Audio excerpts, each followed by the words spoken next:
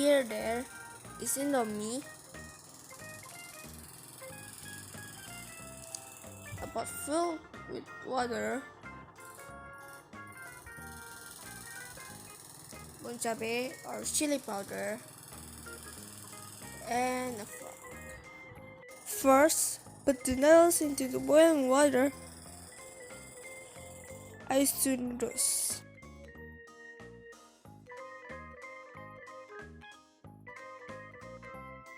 Let's stand for 5 minutes.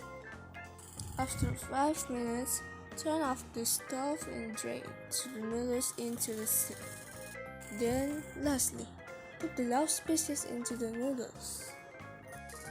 Mix, mix, mix, mix, mix, mix, mix. Then, sprinkle chili powder as much as possible.